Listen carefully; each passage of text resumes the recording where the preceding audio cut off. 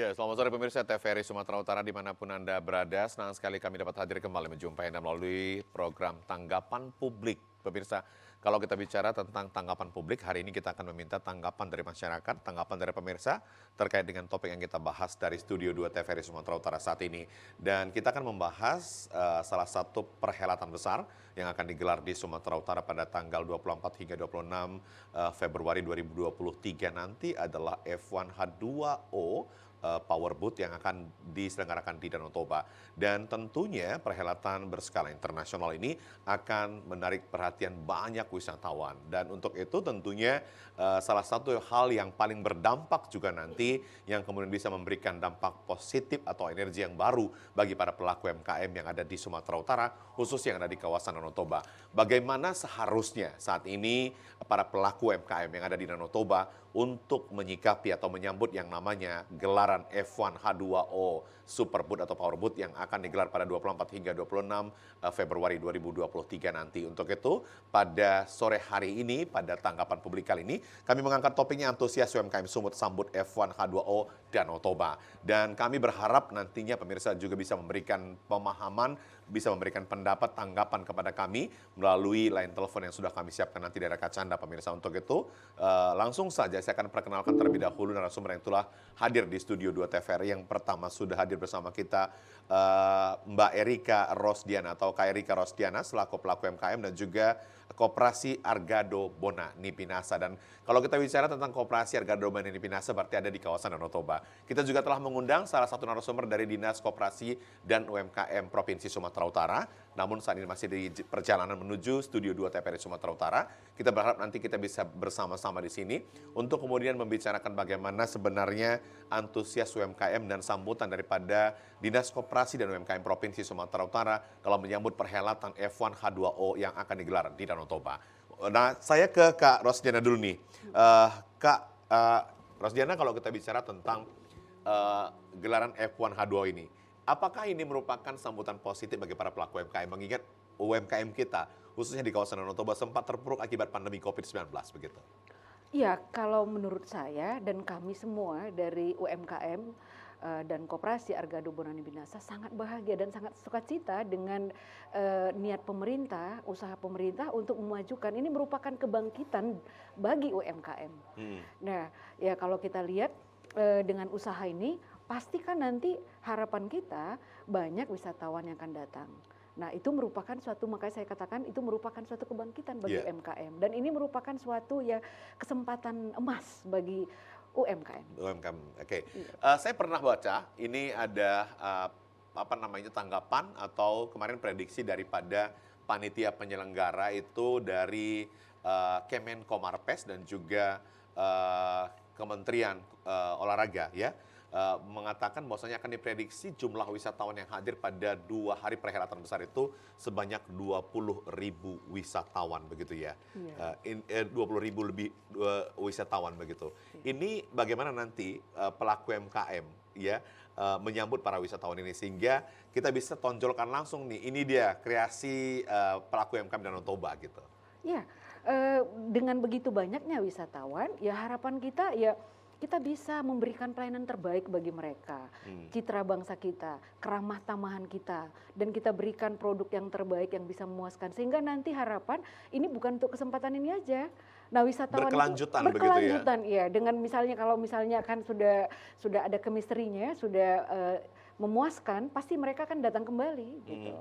Baik, Kak Rosdiana, kalau kita bicara tentang venue, salah satu nanti venue yang paling strategis yang disiapkan oleh panitia itu ada venue untuk pojok UMKM di gelaran F1 H2O ini.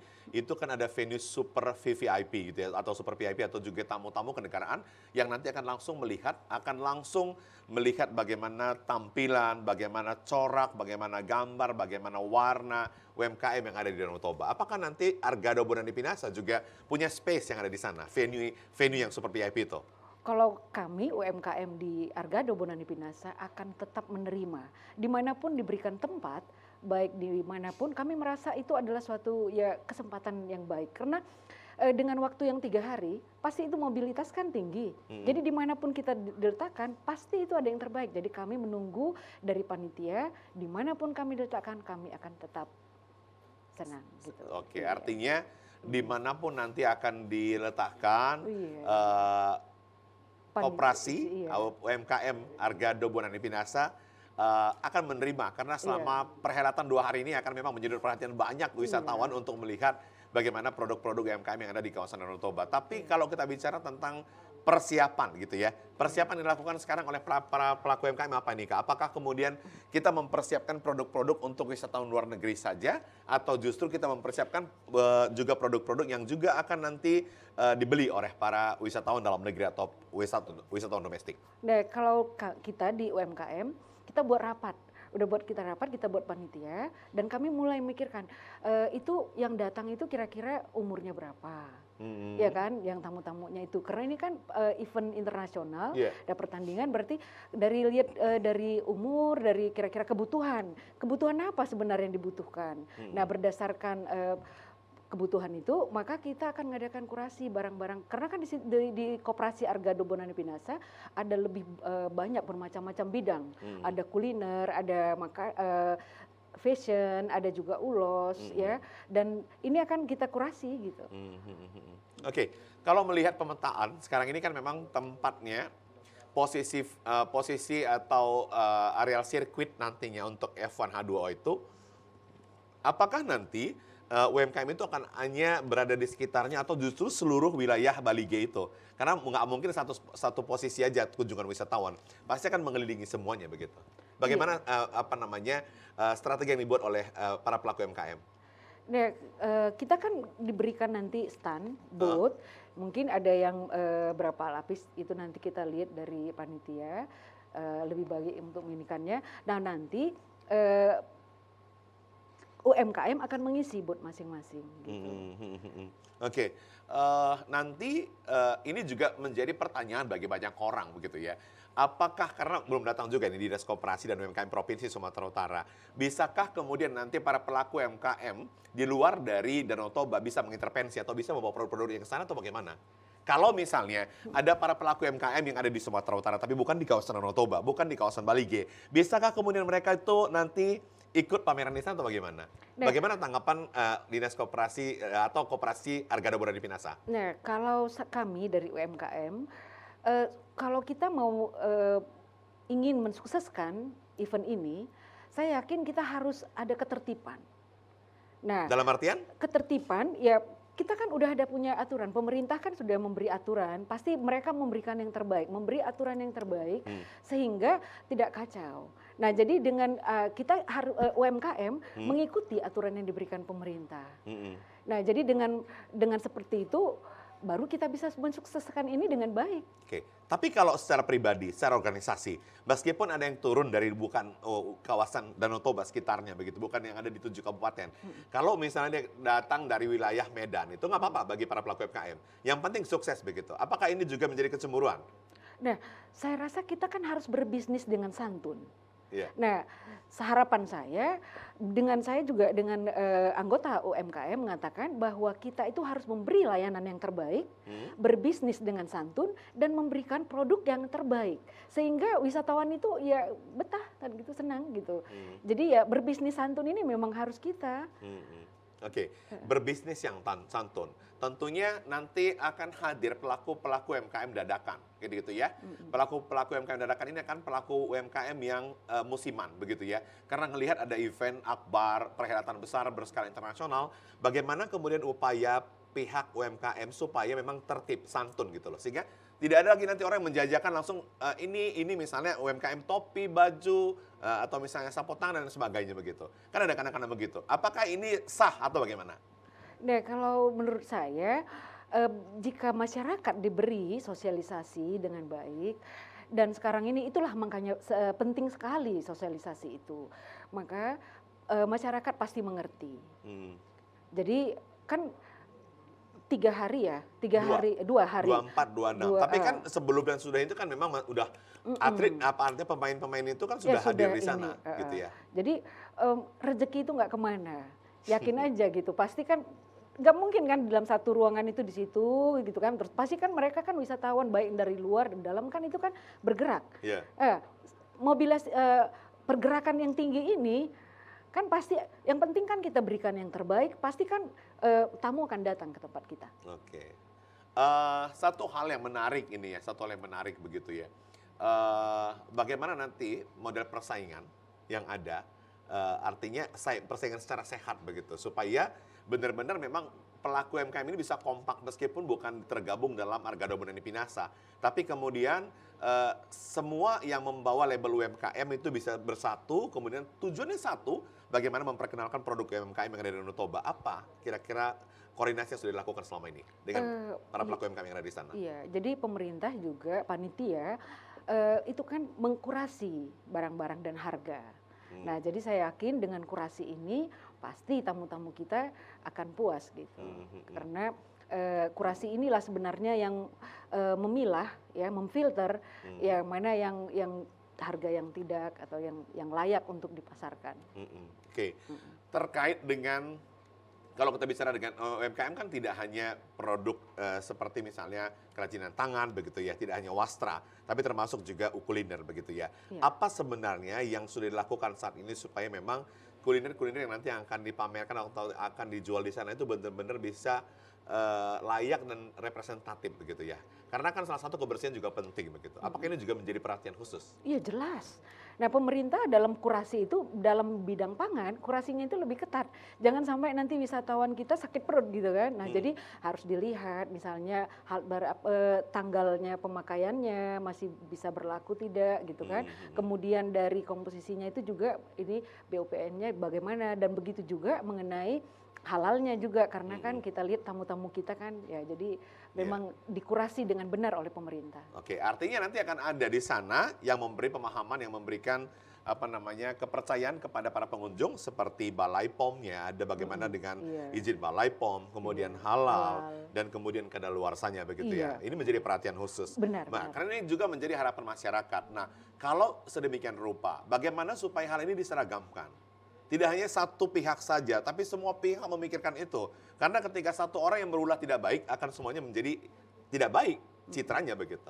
Ya, kita kan diberikan rapat itu, rapat dengan panitia.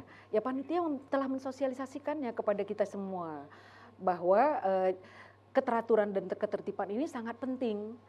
Nah, jadi waktu beberapa kali Zoom, beberapa kali rapat itu telah dijelaskan oleh panitia hal ini semuanya. Sehingga kita yakin bahwa pemerintah telah mengusahakan untuk yang terbaik. Baik. Kalau kita lihat tanggal 24 ya, 24 hari ini masih 19 begitu ya. Ini masih ada waktu sekitar 30 hari lagi. Persiapan-persiapan apa sih yang tengah dan sedang dilakukan oleh para pelaku UMKM untuk menuju ke sana begitu? Karena sebelum hari hanya kan memang sudah harus ready gitu ya. Sudah harus ready. Apa persiapan yang dilakukan secara ini? Ya, itu kami udah rapat kami bentuk panitia. Jadi supaya kurasinya itu bagus, sebelum kurasi oleh panitia, kita dari koperasi membuat kurasi juga gitu. Jadi kita pilih, kita ada beberapa bidang. Nah, produk mana yang akan kita tampilkan, itu kita rapatkan gitu di dalam panitia. Jadi ada panitia untuk persiapan ini. Nah, misalnya kita lihat tadi bagaimana mengenai produknya yang akan kita tampilkan, mengenai harganya, itu juga kita dirapatkan sehingga bisa memberikan pelayanan yang terbaik. Oke, Kak, kalau kita bicara tentang packaging, apakah juga ini menjadi bahan pertimbangan?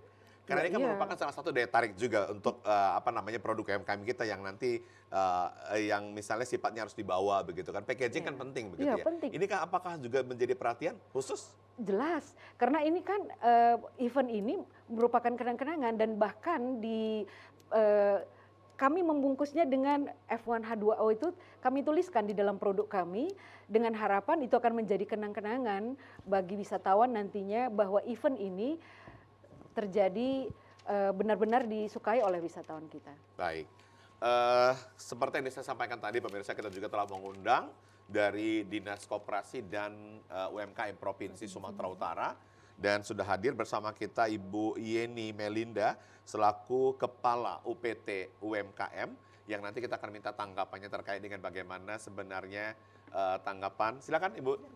Bu Yeni, Ya, selamat apa kabar? sore. Selamat sore Bu. Selamat sore. Silakan duduk Ibu, Iya. langsung saja. Supaya jangan ngos-ngosan, Ih, saya kasih waktu Ibu 2 waduh, menit dulu duduk. macet di Saya mana-mana. tanya dulu.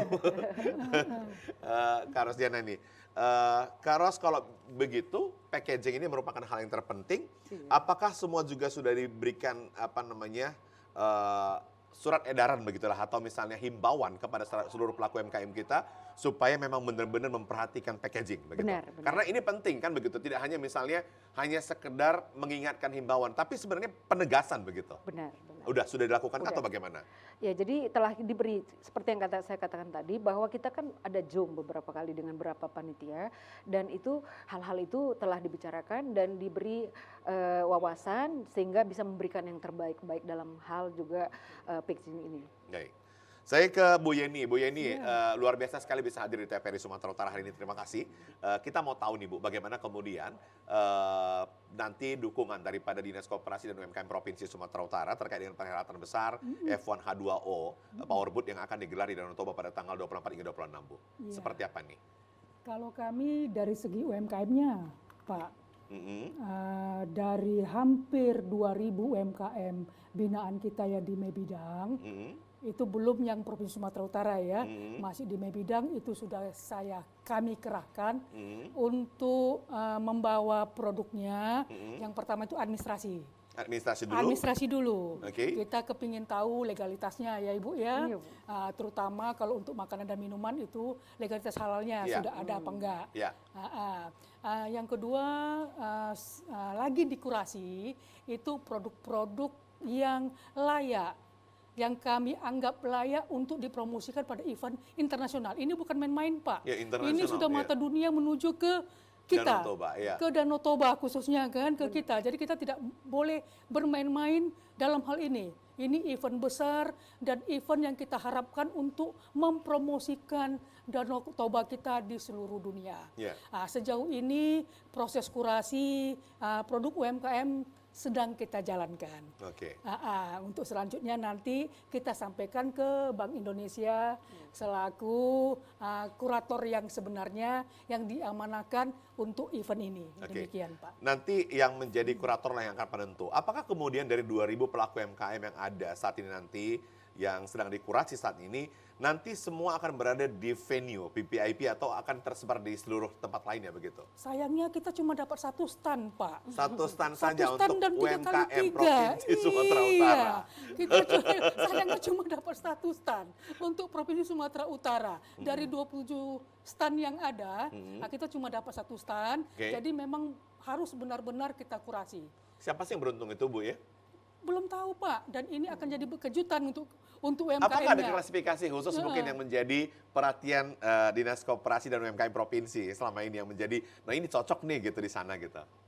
Yang jelas kita legalitas. Ya. Karena yang isu-isu yang saya dengar kemarin dari Zoom dengan pihak BI itu banyak dari negara Arab Saudi. Jadi kalau negara Arab Saudi tentang makanan dan minuman harus ada sertifikat Ya. halal. Oke. Itu sudah pasti. Yang berikutnya keunikan. Keunikan daripada produk-produk UMKM kita.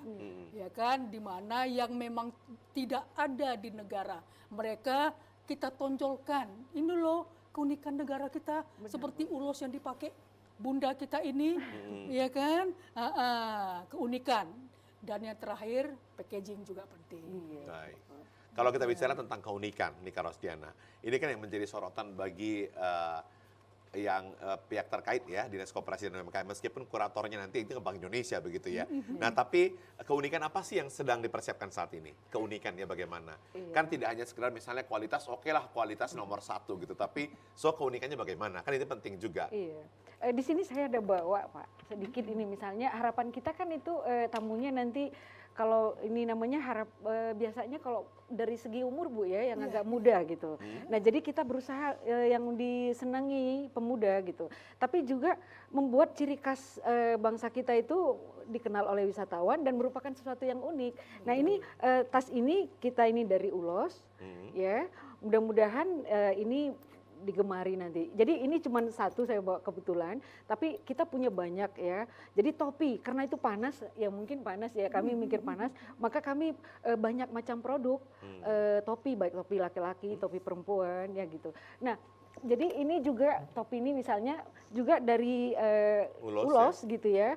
Jadi selain kita berbisnis, kita juga seperti katakan Ibu ya, memperkenalkan budaya khas kita. Baik, saya ke Bu Yeni lagi. Bu Yeni, harapan atau target besar dari Dinas Koperasi dan UMKM itu apa sih dampak dari F1H2O ini? Karena seperti yang Bu sampaikan tadi, ini kan bukan perhelatan kecil begitu ya, tapi ini internasional yang akan menyedot perhatian luar negeri. Sampai sekarang saja mungkin sudah ada 39, hampir 30 negara yang mendaftar begitu ya pesertanya. Artinya ini kan memang sesuatu yang memang akan menjadi sorotan penting oleh seluruh masyarakat yang ada di dunia. Seperti apa nih? Harapan kami di provinsi ini Pak sama dengan harapan mungkin bangsa Indonesia pada seluruhnya. UMKM yang naik kelas. Itu dia. UMKM naik kelas. Iya. Oke. Nah, tetapi kan UMKM naik kelas ini kan tidak hanya pada 2 hari ini saja sebenarnya menentukan. Meskipun memang tolak ukurnya 2 hari ini. Tapi seperti yang Bu Yeni katakan tadi kan memang haruslah memang benar-benar menjadi pelaku UMKM yang sejati. Bagaimana sebenarnya sesungguhnya menjadi pelaku UMKM yang sejati yang akan diingat orang, dikenang orang sampai kapanpun sebenarnya Bu Yeni? Silakan. Satu sebenarnya kata kunci dari UMKM ini. Mereka harus punya jiwa entrepreneur, Pak. Entrepreneur sejati. Jadi tidak main-main dengan produk usahanya.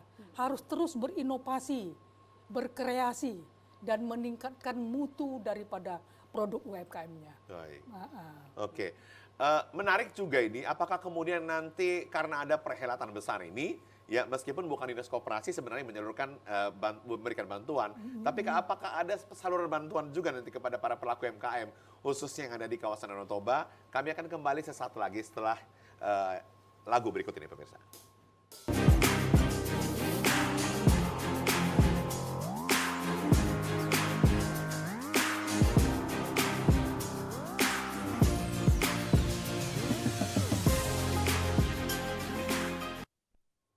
Ya, terima kasih pemirsa Anda masih bersama kami di program Tanggapan Publik. Tentunya kami masih terus mengharapkan tanggapan Anda. Anda boleh juga langsung komen di media sosial kami kalau Anda saat ini sedang menyaksikan TVRI melalui media sosial TVRI Sumatera Utara.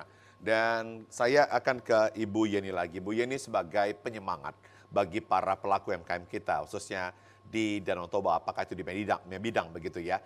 Nah, apa sebenarnya yang diberikan nanti kemudahan-kemudahan pada para pelaku UMKM ini, apakah itu ada bantuan dan lain sebagainya supaya mereka bersemangat gitu, apalagi ini harapan baru gitu. Inilah penyakit UMKM. Asal bicara dengan kami pasti yang disoroti apa bantuannya.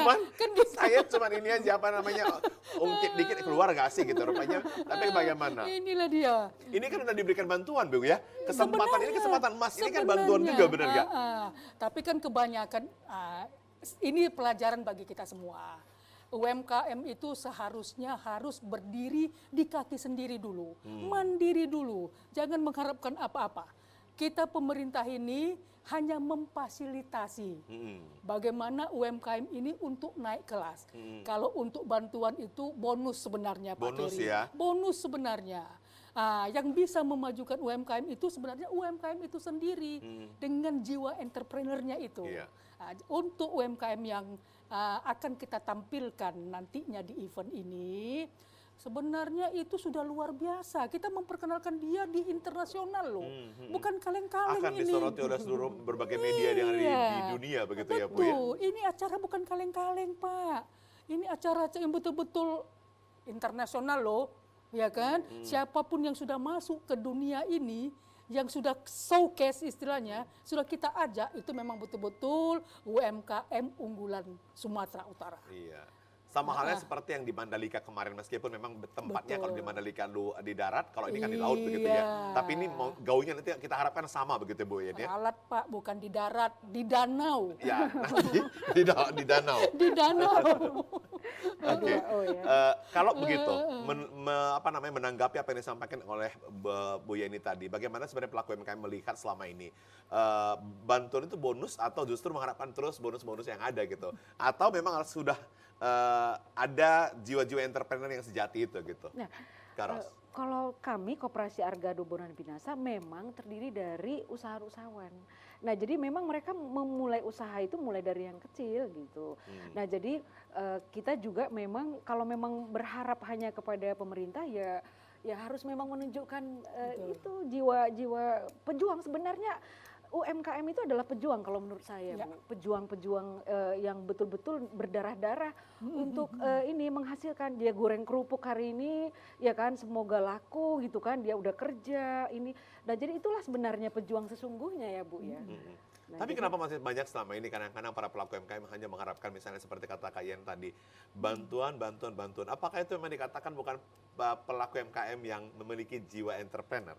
Nah. Atau justru memang karena sudah ini ketularan aja gitu ya, udah mumpung ya kenapa nggak disuarakan kepada pemerintah, mudah-mudahan dapat. Kalau nggak dapat ya nggak apa-apa, tapi kalau dapat syukur gitu. Gimana sih? Kalau bagi kami UMKM, nah kita itu kan sebenarnya kalau diberi binaan sama pemerintah pasti untuk meningkatkan. Nah, tapi sebelum kita diberi peningkatan, kita kan harus tunjukkan diri kita dulu siapa. Setuju. Nah, jadi itulah namanya koperasi, corporate. Jadi kita bergabung di dalam ini beberapa usahawan itu kita saling bahkan kita mengunjungi yang satu dan memberi kira-kira arahan-arahan ya gitu, pemasukan. Jadi kami saling mengunjungi bulan ini ke sini.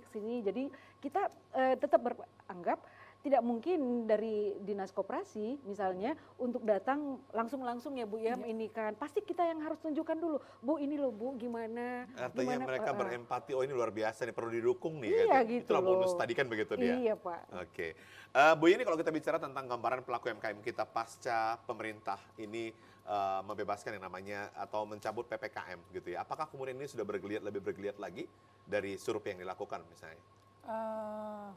Dari survei yang kami lakukan, Pak, sebenarnya UMKM ini seksi. Seksi ya? Seksi. Ini yang paling oke juga memang seperti ibunya, seksi. Katanya. Seksi. Silakan. Jadi sudah jadi pantauan dari berbagai macam penjuru ini. Sudah jadi apa ya dibilang ya bintangnya di Indonesia. Sudah banyak yang memantau. Seperti terakhir kami di Plut. Jadi saya mulai agak sombong ini Pak. Nggak apa-apa Bu. Nggak apa-apa ya. Sombong dikit nggak apa-apa, berarti kan memang ada karyanya kan begitu dia. Iya, kita di UPT Plut kemarin mendapat juara harapan 3 sih sebenarnya. Tapi bukan di Provinsi Sumatera Utara. Tapi di Indonesia. Tapi di Indonesia dari 74 Plut yang ada. Wow. Itu sebenarnya jadi cambuk bagi kita. Kategori apa nih yang membuat Sumatera Utara itu menjadi terbaik? Banyak Pak. Dari kita mempunyai inovasi di situ. Inovasi kita ada 2, itu inovasi aplikasi. Aplikasinya juga? Aplikasi juga. Wow, udah Ada digitalnya 2. luar biasa ya. Iya, ada kurasi dan sikonco. Sikonco itu apa, Ibu? Sistem informasi kinerja konsultan pendamping. Wow. Kita punya 7 konsultan di pendamping UKM di UPT Plut.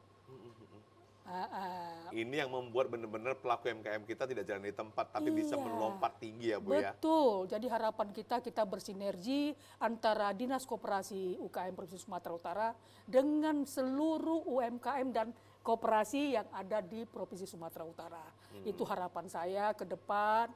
Mudah-mudahan dengan event yang ada sekarang ini menjadi semangat untuk lebih berinovasi, bergairah dan menunjukkan hasil karya yang luar biasa. Iya.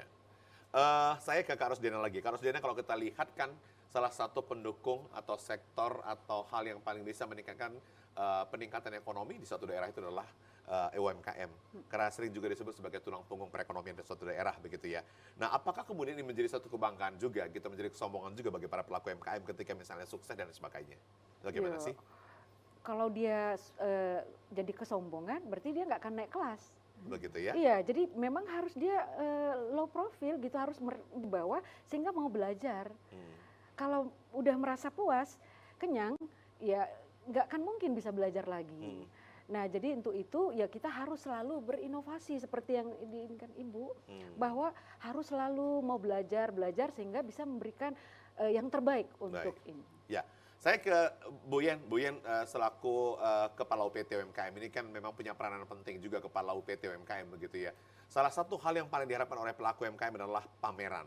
Nah, apakah kemudian pameran ini juga bisa meningkatkan pendapatan daripada para pelaku UMKM atau paling tidak bisa mempromosikan hasil kreasi yang dimiliki oleh para pelaku UMKM? Kenapa dia terus meminta ada difasilitasi dengan yang namanya pameran? Apa sih dampak yang paling besar bagi para pelaku UMKM ketika ikut dalam pameran itu? Karena ujung daripada produksi dan ujung daripada UKM ini ya dipamerkan, Pak. Dipamerkan dan dipromosikan. Oke. Untuk ya supaya masyarakat tahu bahwa ini loh hasil daripada karya kita untuk naik kelas itu tadi, Baik. meningkatkan omset dan aset daripada UMKM Baik. itu sendiri. Ini juga supaya masyarakat tahu, para pelaku UMKM tahu di seluruh Sumatera Utara. Saya mau tanya, konfirmasi dulu ini ke Bu Yeni, selaku Kepala UPT UMKM Provinsi Sumatera Utara. Apakah ujuk-ujuk setiap para pelaku UMKM bisa ikut daftar menjadi peserta di pameran atau ada syarat-syarat khusus? Silakan, Bu Yen. Kalau mendaftar dipersilakan, Pak. Kita membuka pintu yang Tetapi sebesar-besarnya. Izin kita kurasi dulu, ya kan? Ini yang paling penting. Artinya bagaimana mekanisme sistem kurasinya supaya masyarakat tahu gitu loh, Bu Yen. Iya. Sebenarnya kita sudah mempromosikan UPT kita loh, Pak. Kita ada di IG, kita ada di Facebook, di media sosial kita sudah ada. Tinggal mungkin mindset masyarakat ini yang agak gimana ya dengan produk UKM. Sebenarnya PR kita semua ini, Pak. PR kita semua untuk bagaimana merubah mindset masyarakat tentang produk-produk UKM. Yeah. Biasanya kan masyarakat bilang, produk UKM itu kualitasnya begini, itu sebegini. Ini PR kita semua. Dan kenyataannya, di UKM binaan kita itu, Pak, itu sudah banyak yang go internasional. Go internasional. Yes, sudah banyak yang go internasional. Menggunakan sarana digital kan atau seperti apa, Ibu? Digitalisasi juga sudah, dan mengapakan produknya ke luar negeri juga sudah ada. Itu kenyataannya. Makanya saya bilang ini PR kita bersama, bagaimana merubah mindset terutama anak-anak muda kita ya Pak. Jangan pakai brand A, brand B, kenapa tidak pakai brand yang UKM? PR bagi kita semua. Oke, Bu, apa yang sudah dilakukan oleh UPT UMKM Provinsi Sumatera Utara untuk bisa menginspirasi pelaku UMKM yang baru ini, khususnya yang sudah go internasional tadi, supaya keberadaan mereka ini bisa menginspirasi yang baru gitu, Bu. Apakah ini juga dibuat sebuah kegiatan oleh UPT UMKM atau Dinas Koperasi dan UMKM Provinsi? Alhamdulillah sudah dan akan, Pak. Sudah dan akan Sudah begitu ya? dan akan. Bagaimana bentuknya, Ibu? Bagi UMKM yang sudah kita anggap mapan, yang sudah go internasional, itu kita ajak ke Bintek yang kita lakukan, sosialisasi kita lakukan untuk menambah semangat bagi adik-adiknya UMKM yang pemula. Dan akan kita lakukan ini, Pak, ini termasuk kegiatan strategis daerah. Pada mungkin awal Maret 2023 ini, kita membuka 1.000 UMKM untuk digitalisasi. 1.000 UMKM, digitalisasi 1.000 UMKM. Dan sudah adakah dari 1.000 itu sudah masuk ada hitungannya di Dinas Koperasi UMKM Provinsi? Lagi dibuka pendaftarannya, Pak. Lagi dibuka. Iya, nanti kemungkinan rencananya itu dibuka oleh Pak Gubernur di Aula Tengku Rizal Nurdin. Wow, menarik sekali nih ya untuk tahun 2000. Bagaimana sambutan Kak Rosdian ini selaku pelaku UMKM juga? Kita merasakan itu. Kemarin waktu di Antares ya Bu, Ya. diadakan pelatihan gitu bagi mahasiswa bahkan supaya untuk ber-UMKM. Nah, Koperasi Argado diajak gitu untuk ini diperkenalkan bersama mahasiswa itu. Nah, jadi memang betul-betul Dinas Koperasi kami ya melihat betul jempol dengan Dinas Koperasi karena memang betul-betul kita dibina. Bahkan diberi, bahkan saya bilang yang mahasiswa aja ya Bu ya, diajak gitu loh Pak. Baik. Untuk berusaha. Bu Yeni, indikasi keberhasilan sebuah pembinaan itu di mana sih Bu? Atau ketika sudah sampai di luar negeri sajakah? Atau lebih banyak pelaku UMKM kita yang mungkin memiliki jiwa entrepreneur? Atau semakin banyak orang yang beralih ke UMKM? Yang mana sih sebenarnya ini Bu Yen? Ini pertanyaan yang berat ini Pak. Ini pertanyaan berat. Karena kalau kita berbicara UMKM, sebenarnya itu berbicara mengenai hati itu Pak. Ada kepuasan tersendiri melihat UMKM yang kita bina itu naik kelas kan gitu. Ada kepuasan tersendiri. Iya. Jadi kalau ditanya, Bu, apa ini barometernya? Saya pun bingung. Bingungnya kenapa? Tergantung mata orang melihatnya, Pak. Oke. Tergantung mata orang melihatnya. Tapi bagi kami tetap UMKM yang naik kelas itu yang bertambah omset dan asetnya. Itu aja. Bertambah omset dan Omset aset, dan ini memang yang asetnya. paling penting. Iya. Kalau nggak ada bertambah omset dan aset kan produksi nggak ada ya Nggak Bu ya. ada, kan itu kan. Berarti tolak ukurnya kalau kacamatanya Dinas Koperasi dan UMKM itu tambah aset dan omset begitu. Iya, Oke, itu saya aja. saya tanya Bu Rosdiana, bagaimana selama ini omset dan asetnya? Apakah mungkin karena mungkin karena pandemi kemarin omset dan aset ini berdampak Pak Kerry atau Bang Kerry, tapi mungkin 2023 ini akan naik aset dan omset begitu. Ya memang waktu kemarin ada juga dampaknya ya Bu ya waktu ini. Tapi sebenarnya yang bertahan waktu masa itu ya Bu, ya malah UMKM. Kita lihat yang bertahan itu malah UMKM. Makanya saya katakan tadi pahlawan. Dinas Koperasi itu memang seperti katakan Ibu, itu bekerja dengan hati. Walaupun keadaan seperti itu kita terus dibina, memberikan hati, bekerja dengan hati ya Bu Betul, ya. betul. Memberikan ini panutan bagi kami sehingga kami pun bekerja dengan hati Pak. Baik. Jadi Oke. kami sukses. Baik, ini kita Kesejahteraan kami meningkat loh Pak. kesejahteraan meningkat ya. Iya. Kita berharap itu sih. Amin. Artinya kalau kesejahteraan para pelaku UMKM meningkat, berarti pertumbuhan ekonomi suatu daerah juga meningkat kan gitu ya. Ini udah pasti kan gitu. Pendapatan daerah juga meningkat juga kan begitu dia. Nah otomatis masyarakatnya juga akan berdampak gitu ya. Saya ke Bu Yeni. Bu Yeni kita masih udah di penghujung acara ini.